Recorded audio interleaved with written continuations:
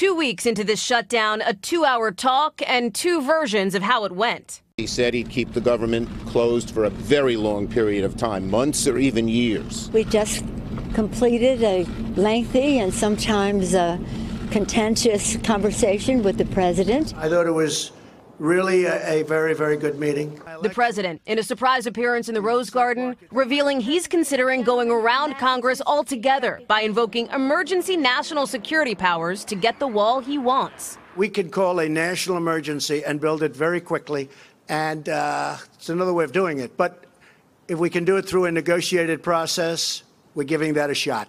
But in a sign the president may be shifting his stance, what that wall looks like? So you have a concrete wall, and he goes, that's what I do best. Sounds different than it once did. I think we'll have to build a steel wall as opposed to a concrete wall. You could call it a steel fence. He says negotiations will continue this weekend, with the partial shutdown now all but guaranteed to drag into next week.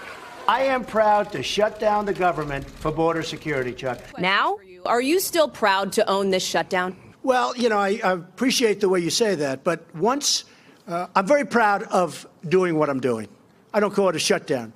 I call it doing what you have to do for the benefit and for the safety of our country. You can call it the Schumer or the Pelosi or the Trump shutdown. Doesn't make any difference to me. Just words. It's not words, but dollars to the federal employees forced to stay home, still on the hook for mortgages or rent. Hey, I've been a landlord for a long time. I've been in the real estate business for a long time.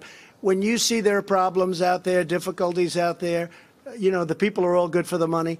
They work with people. One of those workers has his own message for Washington. Get rid of politics and think about the people that voted you in. So think of them before you think of yourself. And tonight at immigration courts, a shutdown backlog. Those cases are at a standstill. Those cases are being canceled on a daily basis, thousands at a time.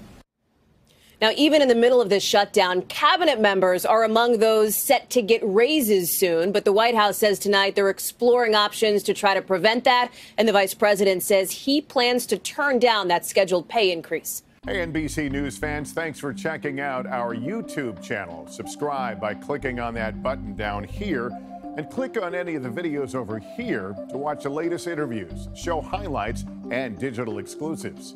Thanks for watching.